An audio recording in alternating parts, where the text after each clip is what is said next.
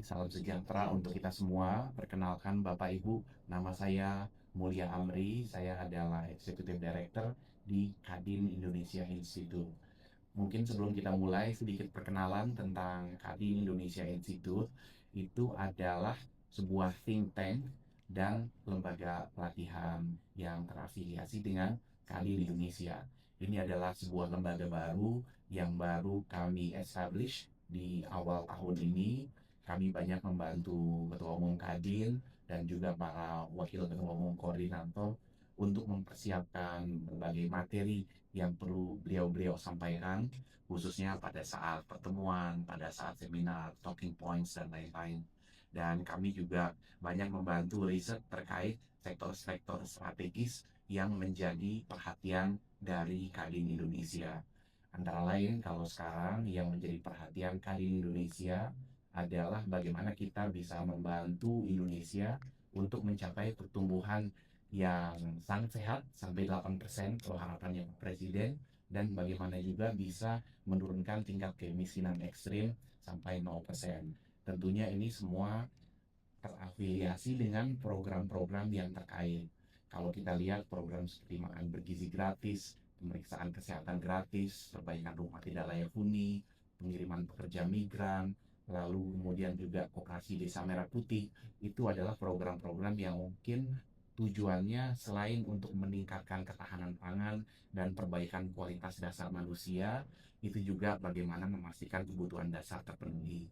Selain itu, untuk mencapai pertumbuhan 8%, tentunya kita juga perlu memberi perhatian pada sektor-sektor strategis yang biasanya mungkin dikelola oleh perusahaan-perusahaan besar.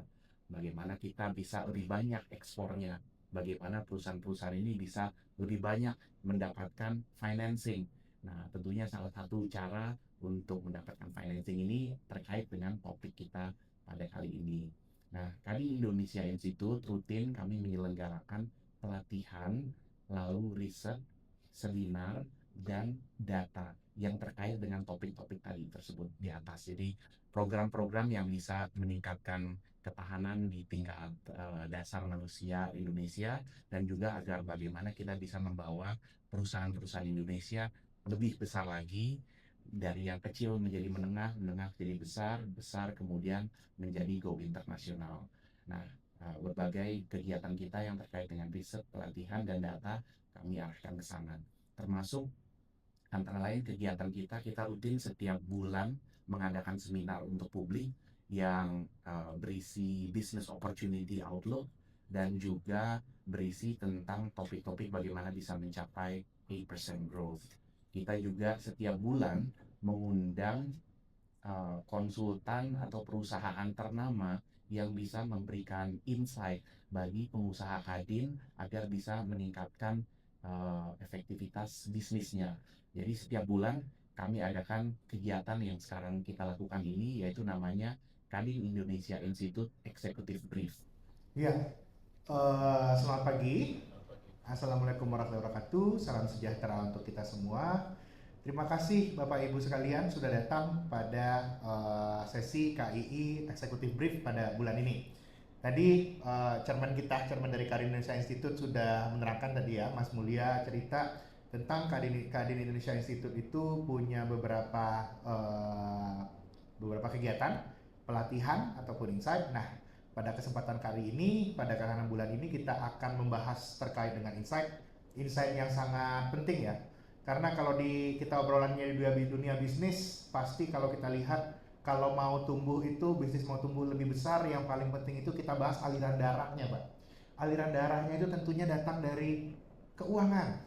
Banyak solusi keuangan, paling awal mungkin modal sendiri ya, support orang-orang terdekat, dari keluarga, lalu mungkin nanti itu ada perbankan, dan yang akan kita bahas kali ini itu adalah hal yang lebih menarik lagi ya. Kalau mau perusahaannya yang besar, tentunya kita harus bersiap untuk akses pendanaan pasar modal. Nah, terkait dengan itu pada kesempatan kali ini kita sudah kedatangan tamu yang luar biasa dari Trimegah Sekuritas Indonesia. Di sebelah kanan saya sudah ada Bapak Filmon Samuel Tanuri. Beliau adalah Presiden Director dari Trimegah Sekuritas Indonesia yang merupakan salah satu perusahaan sekuritas salah satu perusahaan sekuritas tertua dan juga ternama di Indonesia ya. Salah satu pemimpin di bidang bisnis investment banking dan IPO ya. Selamat pagi Pak Filmon, apa kabarnya Pak?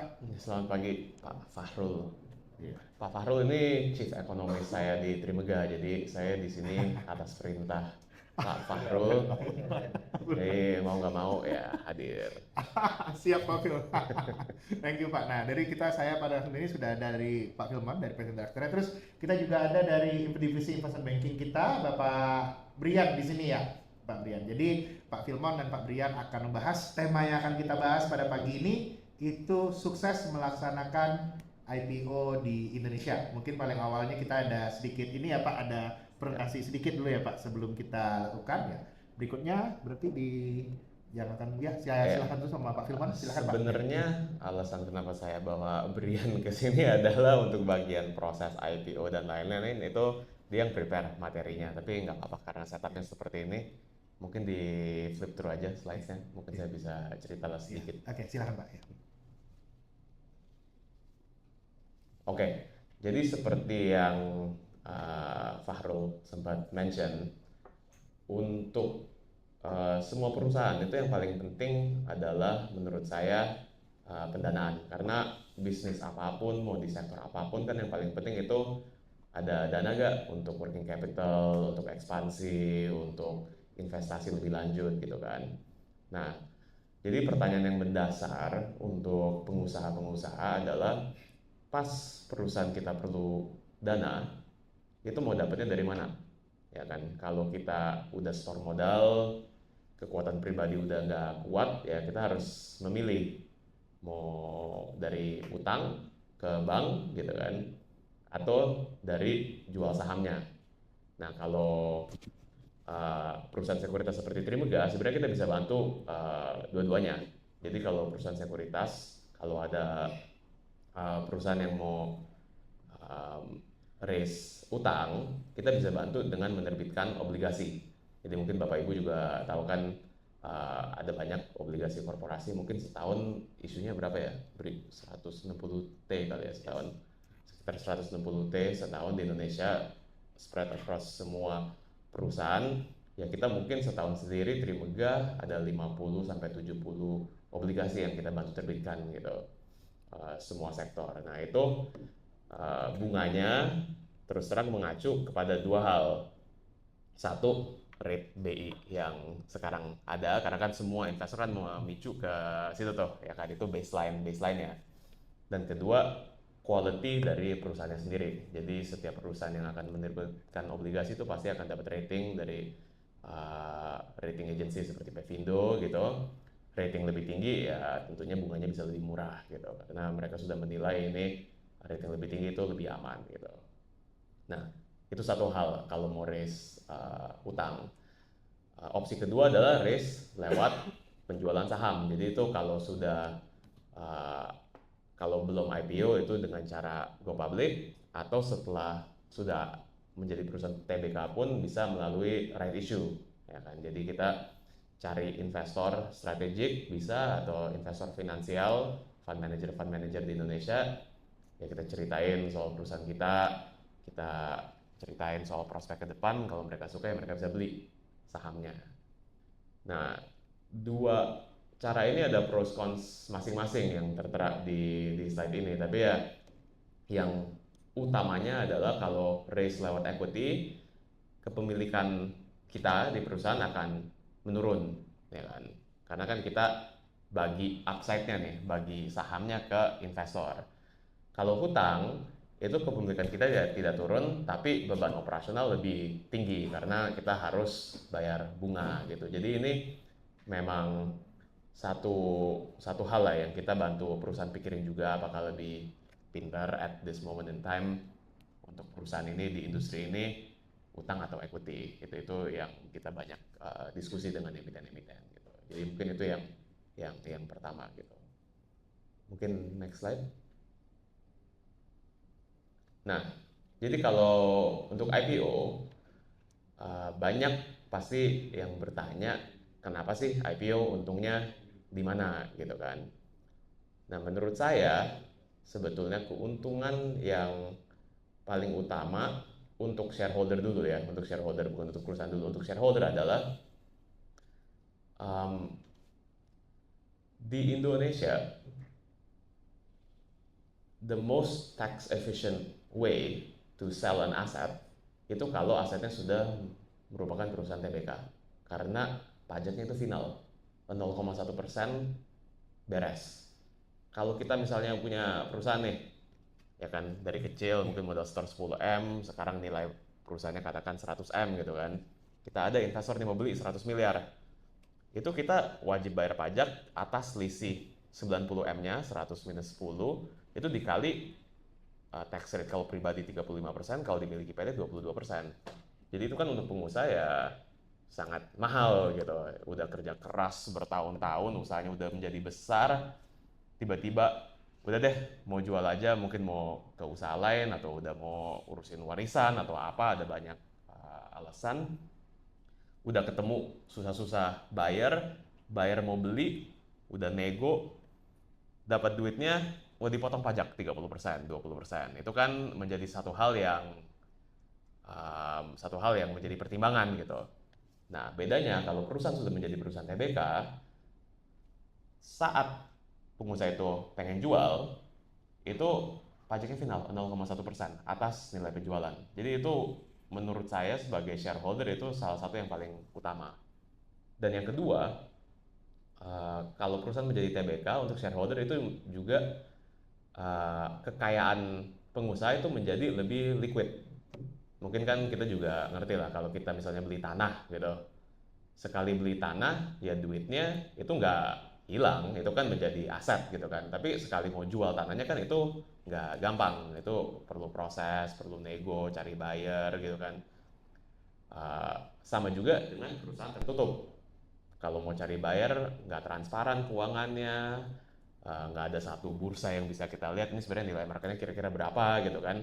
Ya susah. Tapi kalau perusahaan udah menjadi perusahaan TBK kan liquid, tiap hari itu ada harga pasarnya, ada bid offer dari investor retail maupun institusi. Kalau mau beli jual itu sangat sangat mudah gitu. Nah itu untuk sisi pemilik. Nah untuk perusahaannya sendiri manfaatnya itu banyak. Itu satu, ada manfaat dari segi perpajakan. Corporate tax rate-nya itu bisa turun dari 22% ke 19%. Branding perusahaannya juga lebih kuat. Ketiga, kalau kita ke bank mau cari utang, itu bank pasti jauh lebih suka kalau perusahaannya TBK, karena kan ini konotasinya aja perusahaan TBK kan lebih bonafit, lebih bagus, keuangannya sangat terbuka gitu. Jadi banyak gitu, akuntabilitas ke investor lebih tinggi. Nah, di sebelah kanan slide ini sebenarnya bukan con sih, ini menurut saya cuma hanya pertimbangan. Kalau mau IPO enggak, ya salah satunya itu ya biaya, ya itu nomor satu. Kedua, biaya pas mau go public kan ada proses tuh, kan harus ada sekuritas, ada konsultan hukum, ada accountant, itu kan ada biaya semuanya. Dan kedua, setelah udah menjadi perusahaan TBK ya memang ada OPEX yang sebelum menjadi perusahaan TBK ya nggak ada, itu memang that's the reality gitu kan, harus ada bagian investor relations, ada yang audit gitu, jadi itu memang udah biasa.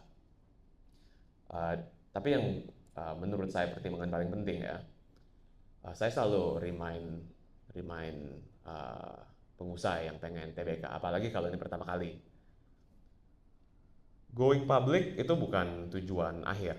Kalau ada pengusaha yang ke saya bilang, wah ini TBK, saya mau IPO karena ini tujuan akhir, pengen exit, saya sebenarnya terus terang males ambil proyek itu. Karena yang paling penting itu pas TBK itu sebenarnya kalian sebagai pengusaha itu mempertaruhkan reputasi nama sendiri.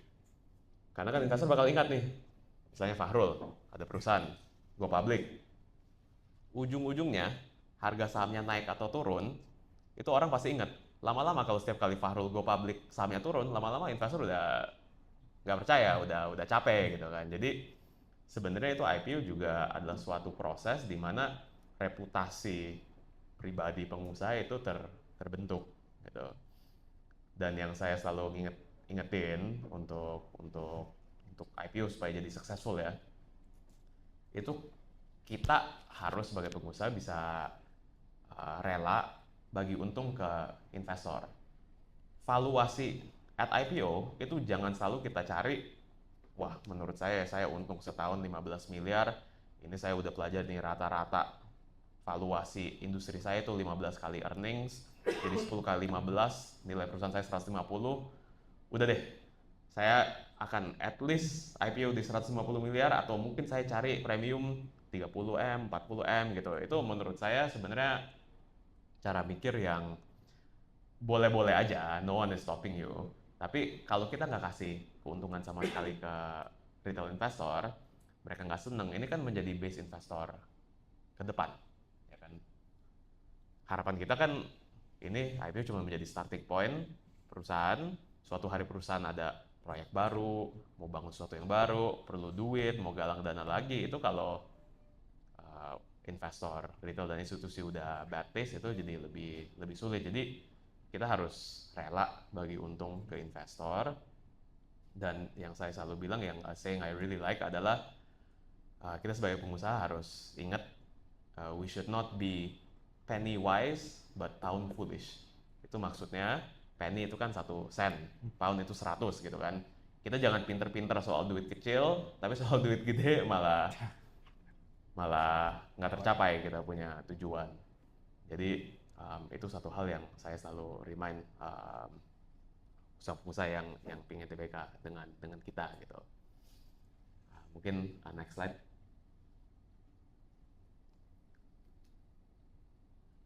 Oh ya, ini yang tadi saya sudah bahas, intinya manfaat terbesar menurut saya itu soal perpajakan dari pemegang saham, dari perusahaannya sendiri, tadi sudah dibahas. Mungkin next slide. Oke, mungkin ini sedikit aja soal proses IPO. Mungkin Bapak Ibu kalau memang sudah tertarik, oke deh mau coba IPO, ini prosesnya gimana sih gitu kan. Prosesnya itu sebenarnya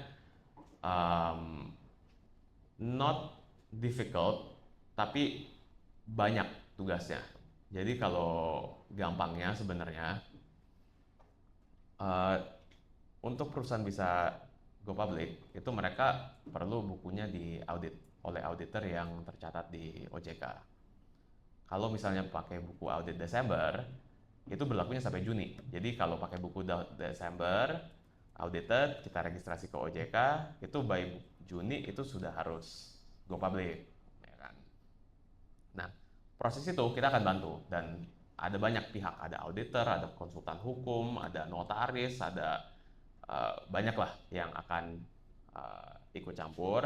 Tapi intinya sebagai pemilik company, pengusaha, yang paling penting adalah harus ada satu tim, working team, yang kalau memang udah serius jadi IPO, udah ke sekuritas, itu memang tugas sehari-harinya itu udah fully committed ke situ. Nggak bisa kerjanya kayak masih ada bagian operasional terus yang ngurusin TBK, itu pasti nggak susah tuh. Jadi always perlu ada working team lah, orang dari finance, orang dari legal, orang dari operational gitu untuk TBK. Karena nggak susah, tapi banyak sekali dapat komen dari bursa OJK itu bisa 50-60 halaman. Rinci banget mereka punya pertanyaan. Karena mereka sebagai regulator kan juga punya kewajiban untuk protect investor publik gitu kan. Jadi mereka semuanya akan ditanya dari sisi hukum, dari sisi akuntansi, dari sisi keterbukaan, semua pasti ditanya. Tapi it's actually a good process. Ada beberapa company juga yang mulai proses TBK batal for whatever reason, tapi karena mereka sudah melewati proses itu sebenarnya mereka jadi jauh lebih matang gitu perusahaannya, cara analisanya, cara lihatnya itu jadi ada bagusnya juga gitu. Jadi essentially kalau saran saya mau mikir-mikir mau IPO, misalnya saya kira-kira mau IPO deh tahun depan bulan Desember listing, itu menurut saya dari bulan Desember 1 tahun sebelumnya itu sudah mulai tuh ngobrol ke beberapa perusahaan sekuritas, presentasi soal perusahaannya, presentasi strukturnya, kira-kira mau raise dana berapa, dilusi berapa persen, kita bisa kasih saran. Dan kalau perlu ada restructuring lah di perusahaannya atau apapun, kita akan kasih advice juga supaya pas nanti udah waktunya untuk registrasi ya semuanya udah rapi. Tapi end to end menurut saya sih dari meeting pertama kali explore IPO sampai bisa listing sih kira-kira mungkin 1 tahun. Di Trimega sendiri kita mungkin setiap tahun ada mungkin 4 sampai 7 IPO lah ya kira-kira yang kita go publikin. Next. Ya mungkin ini sedikit terlalu rinci untuk format hari ini.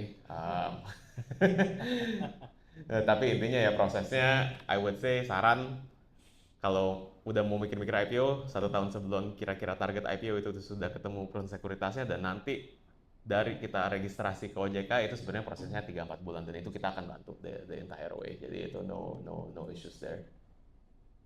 Next silakan. Oke, nah mungkin ini saya nggak akan rinci, kan mungkin Bapak Ibu yang juga investasi saham tahu ada beberapa papannya di Bursa Efek. Sebenarnya untuk investor retail kayak kita itu nggak ada bedanya. Kita kalau beli di aplikasi atau lewat sales kan kita juga nggak tahu ini saham ini sebenarnya di papan mana gitu kan. Tapi yang paling mungkin satu hal yang saya mau bilang adalah rata-rata company yang sudah bisa go public itu adalah company yang nilai bukunya itu minimum 50 miliar. Itu memang menjadi salah satu kriteria bursa. Jadi nilai buku itu maksudnya ekuitasnya. Ya, ekuitasnya minimum 50 miliar dan perusahaannya sudah beroperasional, sudah mendapat omset dan keuntungan selama minimum 12 bulan di bidang utamanya. Itu yang paling penting, itu persyaratan, nggak bisa dinego. Jadi kecuali tambang, kalau tambang itu belum produksi juga sebenarnya bisa TBK. Seperti ini kita bentar lagi bulan depan ada membawa satu perusahaan tambang go public, tapi itu karena memang ada POJK tersendiri lah untuk pertambangan. Itu selama udah ada namanya JORC report, udah ada auditnya, udah apa, itu sebenarnya boleh galang dana sebelum produksi. Tapi itu hanya untuk pertambangan. Kalau untuk bidang apapun lain itu harus minimum 12 bulan dan 50 miliar nilai bukunya. Mungkin next. Ya, next sama aja ini. Oke, ini mungkin sekilas saja hal-hal yang akan ditanya dan dites oleh Bursa dan OJK dalam proses IPO itu. Sebenarnya ada tiga aspek yang utama, yaitu keberlangsungan usaha atau keterbukaan, fundamental kinerja keuangan, aspek akuntansi, dan hukum. Itu akan disisir tuh dari akte pendirian perusahaan, setiap kali RUPS akte berubah sampai izin-izinnya lengkap, itu semuanya akan disisir. Dan juga ada bagian corporate governance dan yang lain-lain lah. Tapi ini proses ya akan kami bantu pasti sebagai perusahaan sekuritas supaya bisa go public. Next.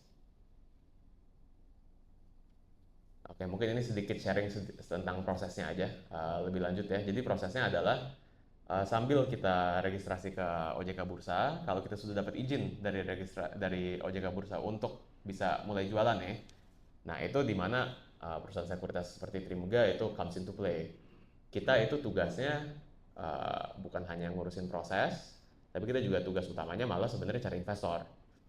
Jadi dengan nilai valuasi range yang disepakati dengan emiten, kita akan masuk ke tahap kita yang cerita on behalf of emiten ke investor institusi, investor keuangan, investor strategik mungkin untuk jualan sahamnya.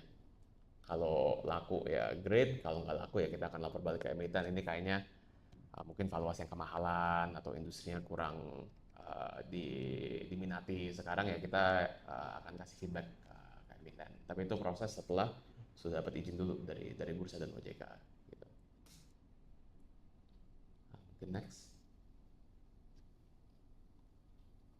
Oke, sekilas mungkin kalau Bapak Ibu mikir one day mau IPO, itu kan pertanyaan salah satu pertanyaan utama adalah nilai perusahaan saya berapa, ya kan? Tadi kan saya udah bilang poin soal please jangan lupakan investor retail, investor institusi harus rela kasih untung supaya reputasinya bagus.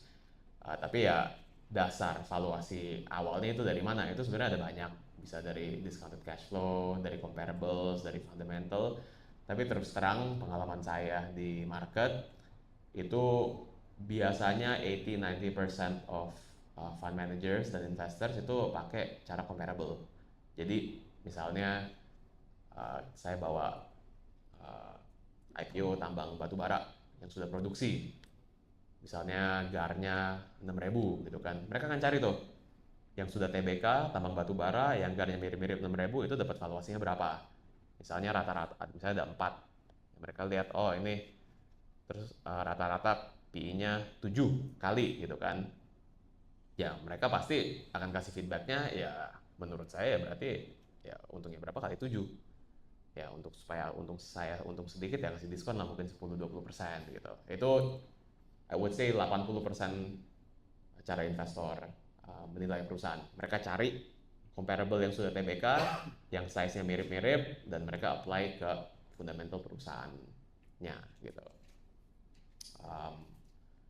There are other cases di mana itu nggak terjadi, dan itu biasanya terjadi kalau tidak ada comparable.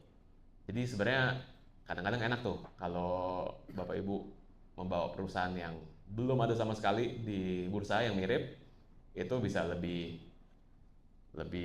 apa ya, fleksibel valuasinya. Tapi itu pun ya masih conversation lah antara sekuritas, emiten, dan tentunya investor.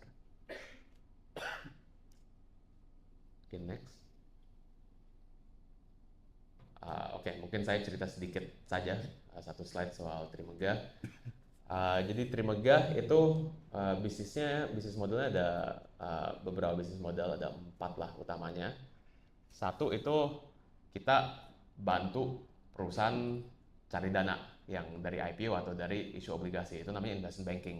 Jadi perusahaan ke kita intinya perlu duit, kita cari duitnya, kita bantu prosesnya, kita cari investornya, itu satu, namanya investment banking. Yang kedua, Trimegah Securities juga tempat investor bisa beli jual saham. Jadi kita ada aplikasi mobile, aplikasi desktop seperti mungkin yang lebih diketahui Stockbit, Ajaib gitu kita juga punya. Kita punya cabang juga, punya relationship manager ya. Jadi kita punya client base sendiri nih yang beli jual sahamnya itu dari Trimegah. Dan gak hanya saham, tapi saham, reksadana, obligasi lengkap. Yang ketiga, yang mungkin unik ke Trimegah Sekuritas juga adalah kita nggak hanya bantu perusahaan cari dana, kita juga bantu negara cari dana.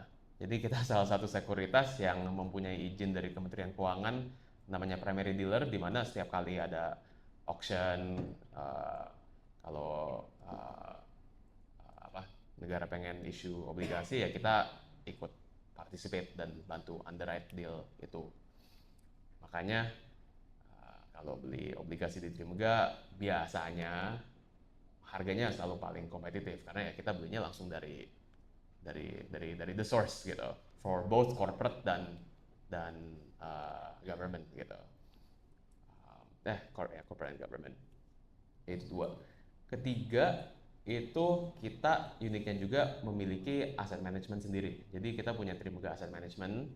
Ya, mereka mengelola dana institusi dan retail, mereka yang menerbitkan reksadana Trimegah atas nama Trimegah Aset. Itu sebagai anak perusahaan Trimegah Sekuritas, mereka sekarang dana kelolanya mungkin udah top 3 di Indonesia, sekitar 45 triliun. Jadi kenapa salah satu alasan perusahaan itu melirik Trimegah Sekuritas untuk bawa mereka go public, karena anak perusahaan kita selalu bisa jadi salah satu anchor investor. Mereka kelola dana 45T, ya kalau ada deal yang bagus ya pasti kita akan salurkan ke mereka juga gitu. Jadi itu mungkin sekilas soal Trimegah Sekuritas. Ini perusahaan yang memang salah satu sekuritas yang awal banget didirikan tahun 1990. Trimegah sendiri sudah go public juga tahun 2000. Kita sudah TBK, tikernya TRIM, mungkin bisa nanti dilihat. Dan ya, kalau Bapak Ibu pengen buka akun di Trimegah, monggo.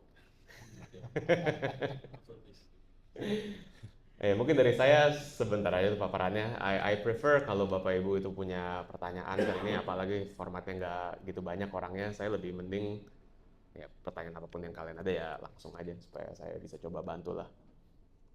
But mungkin that's it from me. Ya. Oke, makasih Pak Phil. Kita berikan aplaus yang meriah untuk Pak Philmon. Thank you Pak penjelasannya Pak terkait dengan manfaat IPO Pak. Jadi memang itu kalau boleh kita sampaikan tadi itu ada berapa hal manfaat IPO ini yang penting ya Pak. Salah satu hal tadi itu yang di highlight nomor satu, secara kalau kita memang mau ada melakukan transaksi nantinya itu secara pajak paling efisien ya Pak ya. Yes. Memang paling efisien pajaknya final 0,1%, jadinya kalau punya usaha harusnya itu ditargetkan untuk IPO karena itu udah paling efisien caranya. Yang kedua tadi ada benefitnya juga terkait dengan perusahaan kita makin bonafit dan akses ke berbagai pendanaan lainnya ya. Even kalau mau pinjam sama bank, kalau udah IPO itu bank lihatnya berbeda. Nah, tapi nanti itu juga tadi itu juga ada poin yang menarik sekali dari Pak Philmon bahwa proses IPO ini tidak sulit sebenarnya. Not difficult, tapi ada proses-proses yang harus dilalui.